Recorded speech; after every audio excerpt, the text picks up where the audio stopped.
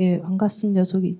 저는 그 경북대학교 의과대학에서 이제 의료인문학을 가르치고 있는 최은경이라고 생명윤리 쪽을 좀 일을 하고 있습니다. 제가 의과대학 나오긴 했지만 어쨌든 임상 경험이 없어서 제 이제 코멘트는 여러 가지 이제 윤리적인 어떤 공부를 한 어떤 배경과 그리고 좀 문헌들 살펴본 어떤 그런 것들을 베이스를 해서 코멘트를 드린다고 생각하시면 좋을 것 같습니다. 일단 전체적으로 세 분의 발표를 보면서 굉장히 좀 중환자의학과 고령 문제 그리고 그런 것에 대해서 좀 이해를 높이고 뭐 수술 사례도 있겠지만 어쨌든 전체적으로 어, 굉장히 많은 큰 수준의 이제 그 의료 자원을 배분을 할 때 어떤 식의 이제 윤리적 원칙을 가져가야 되는가에 대해서 좀 다시 한번 좀 생각을 하게 된 것 같습니다. 특히 고령의 환자를 대상으로 어떻게 뭐 폐이식 같은 경우에도 고령의 환자를 말씀하셨는데 그러니까 치료의 이익과 부담을 남기고 어떻게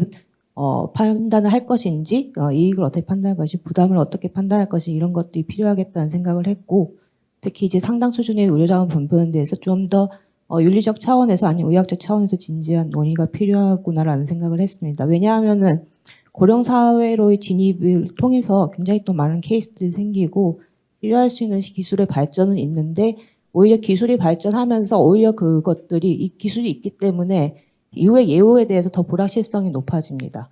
예후 어떤 식으로 이제 이 케이스가 진행할 것에 대해서 잘 모를 수도 있고 이게 또 임상에서의 의사결정이 어려워지는 하나의 요인이 되고 또 아시다시피 의료진과 환자와의 시각 차이나 신념 차이가 되게 복잡해집니다. 그러면 또 오히려 갈등 가능성이 훨씬 더 있고 또 치료의 부담과 비용에 대해서 아직 우리나라에서는 진지하게 얘기를 하고 있지를 못합니다. 진지한 공적 합의가 없기 때문에 사실 이런 거에 대해서 학회 차원에서 가이드라인을 제시를 해야 되는데 가이드라인 제시하기 전에 이런 어떤 식의 디스커션과 어떤 합의 과정들이 필요합니다. 그것들에 대해서 학회에서는 관련 논의를 좀 필요하겠다라는 생각이 일단 들었습니다.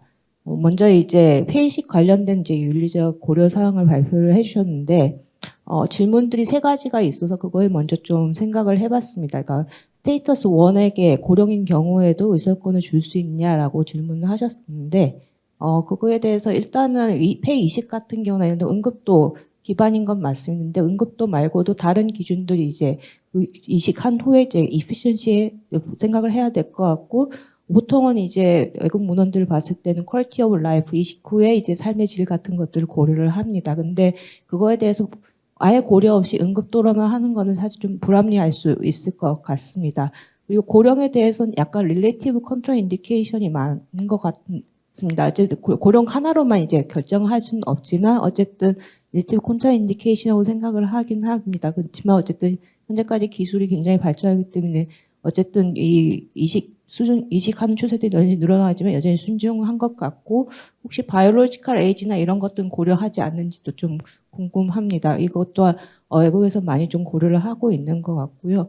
그리고 고령이나 모빌리티나 이런 것들 고려해가지고 그것들이 어떤 식의 환자가 ICU 이후, 아니, 폐위식 이후에 생존율이 어떻게 되는지에 대해서 전체적인 추세나 효과 등을 확인해 볼 필요가 있을 것 같고 학회에서 그런 가이드라인 제시하면 좋을 것 같다고 생각을 합니다.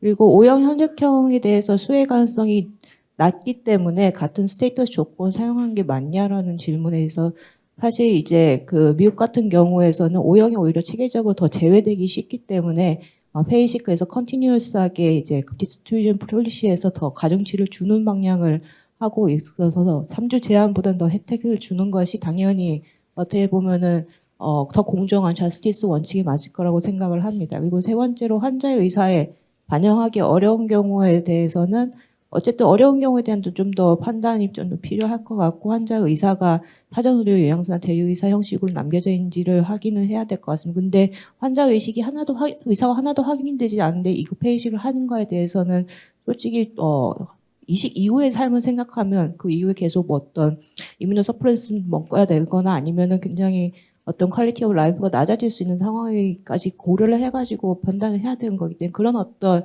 복잡한 설명이나 이런 것들이 이루어질 수 있는가라는 질문은 당연히 좀 해야 될 것 같아서 형제 명시적 의사 없이 진행을 할 수 있는가 약간 저는 좀 의문이 있습니다. 그리고 두 번째로 그 ethical issue in care for frail elderly 발표에 대해서는 그에 대해서 굉장히 좀 고령의 ICU에 대해서 아주 명확하게 합의된 어떤 이익이나 부담의 어떤 그게 컨센서스가 없구나라는 생각을 했습니다. 관련해가지고 이제 다국가 문화제도에서 사실 좀 이것들에 대해서 국가마다도 베리에이션이 굉장히 있고 언서턴티를 아까 말씀드렸듯이 ICU 클리어 자체가 언서턴티가 있기 때문에 그걸 어떻게 다룰지에 대해서 좀 다르게 접근을 하는 것 같습니다. 어떤 걸 보니까 거의 뭐 바로 와가지고 어쨌든 치료를 한 다음에 타임 리미트 트라이얼을 하는 어떤 국가도 있고 어떤 국가에서는 이 정도의 고령의 프레일티면 당연히 ICU 안 된다는 것이 바로 그렇게 결정하는 그런 국가들도 있었던 것 같습니다. 그래서 그런 거는 의학적 예우의 불확실성 때문에 당연히 있을 수 있을 것 같고, 근데 각국마다 그렇게 차이가 있다는 거는 이게 어떤 것들이 그 키 어떤 디피니시 그 디시전 메이킹을 하는 파라미터인가에 대해서 좀 차이가 있다는 겁니다. 각국의 이제 IC 그 LST를 결정짓는 가이드라인이 있는가, 어떤 문화 시스템이 어떻게 되는가, 신년 시스템이 어떻게 되는가, 혹은 어떤 관행이 있는가, 아니면은 제리아트리션들한테 입프를 할 수 있는가 없는가 이런 것들이 다 결정이 있는 것 같고, 그거에 대해서 이제 좀 국내에서도 어떤 게 응급도의 문제인가, 의학적 예외의 문제인가 이런 것도 좀 찾아볼 필요가 있을 것 같고요.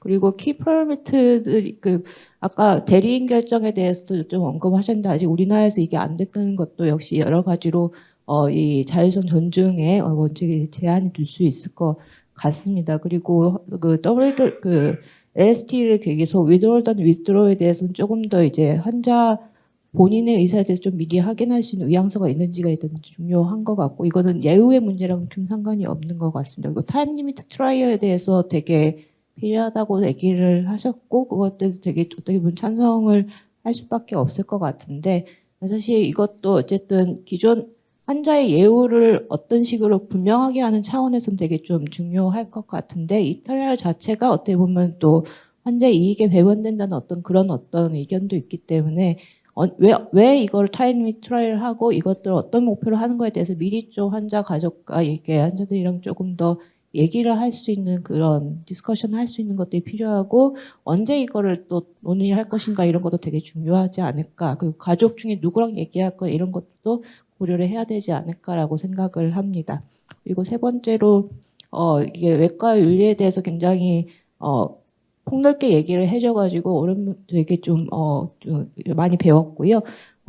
일단은 말씀 주신 내용들에 대해서 다 전적으로 이게 필요하겠다, 고민이 필요하겠다는 생각이 들고, 아까 신의료 기술에 대해서 조금 몇 가지만 코멘트 드리면, 신의료 기술에 대해서 이제 의료인력학회지 논문은 쭉 인용하셨는데 그 배경이 카바 수술 사례입니다. 카바 수술 사례 자체가 되게 논란이 있었기 때문에 그게 신의료 기술이면서 처음으로 신의료 기술이면서 처음 조건부 비급여 고시를 받았다가 그게 나중에 어쨌든 철회되는 어떤 그런 굉장히 큰 과정이 있었습니다. 그래서 카바 사례를 생각을 해보면은 이것이 평가되기 위해서는 그 수술을 전향적으로 평가를 해야 된다라고 보건의료 연구원에서 했었거든요. 그러니까 사실 수술에서는 그런 일들이 많이 사실 병량적으로 이제 연구를 한다는 게 쉽지는 않은데 그런 식으로 논란이 있을 때는 당연히 좀 전향적으로 연구를 해야 될 것 같고, 그렇게 생각하면은 수술에서 어떤 것들이 효과적인 술식일 것이냐 아니면 이걸 평가를 하는 게 하기 위해서 잘 정돈된 어떤 연구 디자인들이 필요할 것 같은데, 역시 또 후양적 코호트나 아니면 후양적으로 할 수도 있고 아니면 전향적으로 할 수도 있죠. 후양적으로 하는 경우에는 어쨌든 환자에게 그런 것들을 잘 얘기를 해야 될 것 같고, 이게 나중에 연구를 할 수도 있다는 점, 그리고 IRB 심사하는 환자 기록이 충분히 익명화되는지를 판단을 해야 될 것 같고, 만약 전향적으로 필요하다, 아까 얘기했던 카바수사 같은 경우에는 이 위험 같은 게 굉장히 첨예하게 다르게 평가가 되어 있었기 때문에, 그리고 굉장히 불확실성이 기존 수식에 대해서 이게 좋을 것인지에 대해서 불확실성이 있는 경우에 당연히 어떻게 보면은 그 전향적인 어떤 연구를 해야 될 것 같은데, 그럴 때는 이제 문제들이 이제 수술 같은 경우에 표준적으로 이제 랜더마이제이션이나 아니면은 이게 전적인 위약 대비 어떤 그런 것들이 될 수 있는가 이런 것들이 다 문제가 될 수가 있습니다. 그거에 대해서는 이제 좀 더 이제 그 표준적인 어떤 연구 방법들이 필요할 거라고 생각이 됩니다. 네, 이상 발표 논평 마치겠습니다. 네, 감사합니다. 그다음 김도경 교수님. 예, 안녕하세요. 예. 네. 예. 바로 논평은 저는 시작하도록 하겠습니다. 아마 최은경 교수님이 말씀하신 부분과 좀 겹치는 부분들이 좀 있을 것 같긴 한데, 말씀을 드리겠습니다. 먼저 저희 우하라 교수님 그 트랜스플란테이션 관련된 부분과 관련하여서는 세 가지 질문에 대해서 제가 답을 준비는 하지 못하였고 그냥 제가 그 슬라이드를 보면서 좀 생각했던 것들에 대해서 말씀드리겠습니다. 먼저 아마도 이식이라는 게 특히 다른 시술보다도 인디케이션과 컨트라 인디케이션 사이에서 경계가 굉장히 경계에서 발생한 딜레마가 굉장히 클 것이라고 생각합니다. 그래서 우선 자원이 너무나 희소하고 그 자원의 경쟁이 너무 크고 그리고 그 효과가 너무나 드라마틱하고 또 기증자 자체가 굉장히 선한 의도로 갔기 때문에 이게 조금 더 잘 활용됐으면 하는 마음들이 같이 있을 것 같아서 아마 그런 부분이 좀 어려움이 있지 않을까 생각이 들고 이제 거기에 따라서 이 자원을 어떻게 그러면 정의롭게 공정하게 우리가 분배할 것인가에 대해서 이 분배의 실천과 관련되어서 이제 많은 고민이 있으실 것 같습니다. 그리고 아마도 답은 없을 것 같은데 앞서서 그 코비드 때 그러니까 이건 개인 의사가 결정하기 굉장히 어렵고 그래서 코비드 때 그 교수님 계신 병원에서 그런 어떤 원칙들을 만들어서 어떤 그 나름의 그 폴리시를 만들어서 하는 거는 굉장히 좋은 예시가 아니었을까라는 생각이 좀 들었고요. 이제 들었습니다. 그리고 이제 아마도 말씀하신 것 중에서 어떤 응급도나 아니면 등록 순서 뭐 이런 것들에서 이제 결정을 하는 것들이 실제로 이제 의사의 판단을 최소화시켜주는 것 같긴 하거든요. 그러니까 우리가 결정해야 되는 부분을 좀 줄여서 좀 그냥 프로토콜에 따라서 딱딱딱 하는 게 더 마음이 편하니까 이제 그렇게 이제 일종의 의사의 어떤 심리적인 유틸리티에 어떤 기여를 할 거라 생각은 하는데 하지만 이제 대신에 그럴 때 우리의 재량이 조금 줄어드는 그러니까 이런 것들도 좀 고려했으면 좋겠는데 하는 부분이 좀 줄어들 수 있기 때문에 실제로 어떤 수치로 이렇게 하는 것들에 대해서는 조금 이제 실제 현실에선 조금 딜레마 상황에 빠지게 되는 경향이 있지 않을까라는 생각을 좀 했습니다.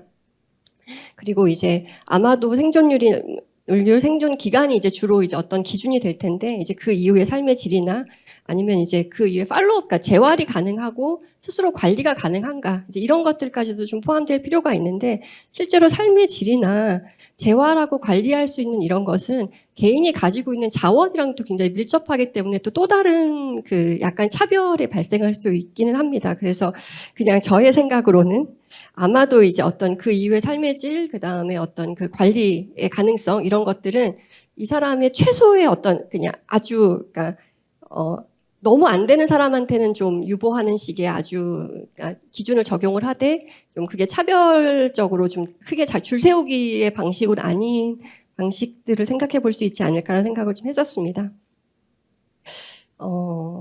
그리고 여튼 응급도 중심의 이제 어떤 분배 이럴 때 아마도 교수님들께서 많은 이제 개별 환자들을 보면서 놓치고 있거나 이게 좀 고려됐으면 좋겠다거나 이제 이런 것들이 많이 있으실 거라 생각이 됩니다. 그래서 그런 것들에 대해서 전문가들이 지속적으로 보고하고 소통하고 또 이제 이식 전후의 환자 데이터 그다음에 이제 빅데이터들로 이제 활용해서 이제 어떤 것들이 정말로 이게 이식에 큰 영향을 주지 않더라들이 이제 조금씩 더 연구되지 않을까라고 기대를 하면서 위험 인자에 대해서 판단도 조금 더 덜 부담스럽게 그러면서 더 이제 그 단순히 응급도뿐만 아니라 다른 것들이 좀 적용될 수 있을 것이라 좀 기대는 합니다.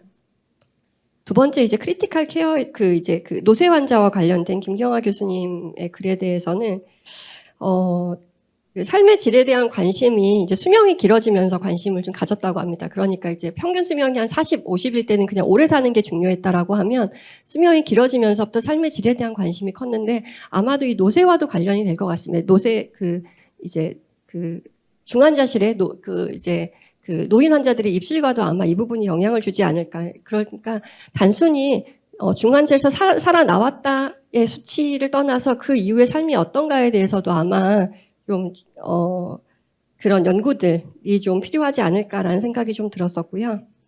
그리고 생각보다 노쇠 환자나 허약한 환자들이 중환자실에서 살아서 나오시는 분들이 너무 많은 걸 제가 이제 보면서 이게 지금 치료 유복 중단의 근거가 되지 않은데 만약에 대리 결정을 할 때는 또 이 부분이 이제 어쩌면 지금 그러니까 대부분 대리 결정은 조금 더 적극적으로 하는 경향이 좀 있지만 이제 건강한 노인들이 많아졌을 땐 또 이 부분들이 또 반대로 작용할 수 있겠다는 생각도 좀 하게 되었습니다. 그래서 실제 이제 생각이 드는 것은 ICU 퇴원 이후에 어떤 삶을 지니는지 그리고 사람이 질병을 가지고 지내면서 어떻게 어느 시기에 쇠약해지고 점점 쇠약 강도가 심해질 때 신체적인 것, 정서적, 정신적, 사회적, 경제적 변화를 어떤 방식으로 겪고 질병 발생에서 어떤 과정을 겪고 최종 사망까지 어떤 의료적인 상태, 뭐 신체 상태, 삶의 질을 경험하는지에 대해서 정말로 이렇게 국가 베이스의 어떤 연구가 좀 있어야지 하지 않을까. 왜냐하면 질병에 포커스를 맞추면 예를 들어서 치매 같은 경우도 치매를 우리가 뭐 어떻게 관리하겠다라고 하면 치매 환자를 그러니까 치매 환자의 수를 늘리는 이제 아웃컴을 발생하는 경우밖에 없어서 실제로는 생애 말에 질병으로서의 접근이 아니라 어떤 저는 그 노쇠로 접근하는 것도 굉장히 중요하다고 생각을 했고, 그리고 삶의 수준을 유지할 수 있는 그런 어떤 그런 방식의 어떤 접근들, 그리고 돌봄 계획, 실천 계획들이 있었으면 좋겠다라는 생각이 좀 들었고요. 그다음 또 하나는 이제 위드홀딩이나 위드드로잉 같은 경우에서 실제로 환자나 보호자들이 이 치료를 중단하면 그 다음에 나에게 뭐가 있을지에 대해서 잘 모르는 경우들이 좀 있는 것 같고, 때로 어떤 경우 같은 경우는 중환자실에서 치료를 받지 않았어도 좋아지는 환자들이 있다라고 봤을 때 우리가 위드드로이나 위드홀딩 이후에도 우리가 받을 수 있는 어떤 팔리에이티브 케어에 대해서 이제 어떤 설명들이 좀 이루어져야 될 것이라는 생각이 좀 들었고요. 그리고 또한 그러니까 위드홀딩, 위드드로잉을 선택했을 때 그 이후에 펼쳐지는 그 의료 환경 자체가 좀 표준화되어야 되지 않을까. 우리가 어느 의료기관에 갔냐에 따라서 그 수준이 너무 천차만별이어서 그 부분에 대해서도 전문가들이 좀 고민을 해야 될 필요가 있지 않을까라는 생각이 좀 들었습니다. 그리고 이제 수술에 대해서 설명해 주신 선현유 교수님의 내용에서는 앞서 그 수술의 신에 대해서 말씀을 드렸는데, 그러니까 인성이 나쁜 수술의 신에 대해서인데, 분명히 특출나게 수술을 잘하시는 선생님은 있는 것 같습니다. 그런데 이제 인성이 좋지 못하는 경우에는 실제 그 수술장 안에서 수술은 굉장히 잘 됐는데, 수술 결과는 안 좋을 수 있다라고 생각은 좀 들거든요. 그러니까 예를 들어서 동료와의 관계가 좀 잘 되어 있어야지 서포트 받거나 아니면 뭔가 문제가 생기고 이렇게 될 때 즉각 보고가 되는데, 아주 화를 내시고 막 이러면 실제로 이제 간호사나 전공이나 이런 경우 이제 에러 보고가 늦어진다라는 그런 이야기들이 좀 있거든요. 그리고 팀이 더 잘 팀으로 움직이기 때문에 팀이 잘 꾸려질 때 훨씬 더 좋은 효과를 볼 수 있는데 이제 그것까지 기대하기 어려운 것. 그런 상황들이 좀 펼쳐질 수 있고, 실제로 외과적인 처치라는 것이 그냥 수술방 보기만이 아니라 실제 그 시간에선 신이 될 수 있기 때문에 아마 거기에 많이 집중을 하시는 것 같지만, 실제로 환자가 처음에 들어와서 진단을 하고 그리고 마지막 퇴원하고 솔직히 더 나아가서는 그 이후에 이제 삶까지도 연결이 된다라고 봤을 때는 저는 수술의 신이 인성이 좋지 않은 뭐 불친절하고 인성 쓰레기의 선생님이 결코 좋은 결과를 이루기는 좀 어렵지 않을까라는 생각을 좀 했습니다. 그다음에 또 하나 그다음에 책임에 대해서 말씀을 하셨는데요. 우리가 어디까지 책임을 져야 하느냐인데, 실제 우리 자체가 굉장히 유한한 존재로서 책임의 한계는 저는 분명히 있다라고 생각하고요. 과도한 책임감이나 부담감은 솔직히 도덕적인 고뇌에 빠지고 오히려 의사들이 소진의 계기가 되는 그런 원인이 되는 것 같습니다. 그래서 그냥 좋은 치료를 할 수 있는 어떤 역량을 갖춘 의사가 성실하게 돌본다라고 하면 우리가 그런 정도의 책임을 우리가 갖춰야 되지 않을까라는 것이고, 이제 좋지 않은 결과에 대해서도 뭐 계속 환자가 될 수밖에 없지만, 그냥 이제 환자-의사 관계 유지하면서 내가 계속 이 사람을 그냥 나를 찾아온다면 계속 돌보는 수준 정도의 어떤 책임이 가능할 것 같고, 그리고 이제 이제 신구원자 그리고 이제 죄인 이런 양극단의 이제 이런 그림을 그려줬는데, 실제 이게 너무 쉬울 것 같습니다. 그러니까 이제 특히 수술방이라고 하는 그런 공간을 경험하신 선생님들한테 이것이 굉장히 쉬울 것 같은데, 저는 이게 굉장히 유사한 지점이 있다는 생각은 좀 들거든요. 그러니까 내가 나를 방어하기 위해서 또 더 군림하기도 하고요. 그다음에 실수가 생겼을 때 또 스스로도 더 용인 못하고 내게 아니다라고 계속 디나이하는 이제 이런 것들이 좀 있는 건데, 우리가 신도 아니고 죄인도 아니고 그냥 면허를 가진, 그러니까 어떤 일을 할 수 있는 일정 역량을 갖춘 인간이고 그 역할을 다하는 것으로 존중받고 일이 잘하는지 못하는지 확인받고 이제 이런 수준으로 좀 우리를 좀 자리매김하는 게 어떨까라는 생각이 좀 들고요. 그다음 파터널리즘과 자율성 문제에 대해서 말씀을 하셨는데요. 앞서 말씀하신 대로 파터널리즘 자체의 기반은 그 환자에게 이익을 주는 게 기반입니다. 그러니까 아버지가 자식이 잘 되길 바라는 것에 기반을 두기 때문에 기본적으로는 환자의 베스트 인터레스트를 추구하는 게 맞고요. 그렇기 때문에 환자도 의견이 다르지 않으면 자율성과 충돌하지 않는데 실제로 이제 그 환자가 생각하는 최선의 이익과 의사가 생각하는 최선의 이익이 달라졌을 때 이제 이게 충돌을 하게 되는 것 같습니다. 근데 이제 있는 것이고 그다음에 여기서 정서적 거리를 말씀하셨는데 아마도 이게 논문에서는 그 논문에서 나온 이 이야기일 것 같고 근데 이제 그 파터널리즘의 개념 자체로는 실제로 아버지가 아이한테 어떤 일을 시키는데 싫어하는 일을 시켜야 될 수도 있는데 공부를 해야 하거나 뭐 시킬 수도 있는데 부모의 입장에서 이거를 그냥 얘가 분명 힘들어하는 걸 알지만 이걸 극복해야 되기 때문에 살짝 외면하는 이런 것들이 아마 있을 것 같습니다. 그런데 실제 저는 자율성도 그러니까 그런데 이제 그걸 정서적 거리감이라고 뒀을 텐데 그 부분은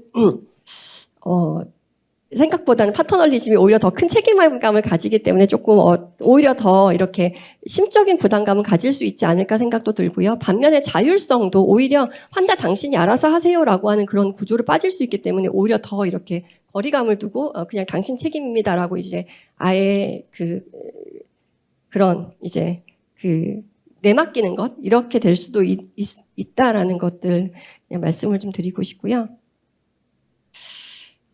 그리고 이제 이제 정리를 하면 제가 오늘 이제 선생님들 슬라이드를 보고 많이 배웠고요. 그러면서 또 한편 드는 것은 그냥 의사라고 하는 직업 자체가 아니면 의료인이라고 하는 직업 자체가 그냥 도덕적 고뇌가 있고 그냥 딜레마를 그냥 안고 있는 직업인 것이고 우리가 이것을 그냥 없는 것처럼 하거나 이게 자유롭게 되는 게 아니라 그냥 이것들을 우리가 그냥 받아들이고 이걸 어떻게 내가 소진으로 가지 않고 그냥 깊이 있는 의료인이 될 수 있는 방식으로 이걸 어떻게 해소할 수, 그러니까 이걸 조금 승화시킬 수 있는 방안들을 찾는 게 오히려 더 현실적이지 않겠는가. 왜냐하면 이건 없어질 수 없는, 그러니까 직업적 구조상 없어질 수 없는 것이기 때문에 이제 그런 생각을 좀 하면서 동료가 너무 중요하겠다. 그러니까 서로 그러니까 같이 봐주고 지지해주고 이런 동료 체제가 너무 중요할 것 같다라는 생각도 좀 하게 됐습니다. 그리고 의료기관 내에서 이렇게 좀 딜레마를 좀 다루어주는 프로세스가 있으면 좋지 않겠는가라는 생각을 함께 했고요. 또한 이제 사회적으로 의사가 비칠 때도 너무 전능감 있는 의사로 비치는 것보다는 우리가 이렇게 잘 모르는 거, 불확실한 걸 가지고 이렇게 고민하는 게 있어. 이렇게 그냥 분투하는 의사를 보여주는 것도 조금 우리가 좀 덜 힘들지 않겠는가라는 생각이 좀 듭니다. 그리고 아마도 이런 시간들이 조금 더 이렇게 잘 무르익어서 어떤 각 선생님께서 가지고 있는 어떤 도덕적 고뇌나 딜레마에 대해서 이제 불편감 나누고 토론하고 좀 이런 것들을 좀 위로하는 시간들이 될 수 있지 않을까라는 생각을 했습니다. 예, 이상입니다. 네, 여기서 답을 낼 수는 없지만 중환자실에서 굉장히 다른 분야에서 딜레마를 겪는 문제들을 이렇게 이슈화해서 서로 공유하는 것만도 굉장히 큰 도움이 되는 것 같습니다. 아까 그 동료 의사들한테 서로 같이 위로를 받고 공감을 받고 하는 얘기는 좀 마음에 많이 와닿는 내용인 것 같습니다. 이게 이제 자원의 희소성이 이제 중환자실과 이식에서 되는데 그게 제일 확대됐던 게 잠깐 들었던 생각이 코로나 때 아닌가 싶습니다. 그때 중환자들이 여기저기서 나오니까 NMC에 병상 배정반이 있었거든요. 그래서 거기에서 이제 선착순으로 하는데 그때 복지부에서 중환자 의학회 의뢰를 했던 게 프라이어리티를 정해달라. 하다 보면 병상 배정의 후순위에 들어가는 것까지 병상 배정에서 좀 뒷전으로 들어가는 굉장히 환자가 굉장히 사망 직전이라든지 거기서 또 에이지가 거론되는 거에 대해서 저희 나라가 지금 제너레이션 갭도 굉장히 심한 상황이고 저희가 제의는 했지만 복지부에서 차마 그걸 오픈을 그때 사회적 문제들이 될까봐 오픈 못했던 굉장히 극한적인 그런 제한된 의료 자원 배분에 대한 문제가 있었던 게 좀 기억이 납니다. 아직 답이 나오긴 좀 많이 힘들 것 같고요.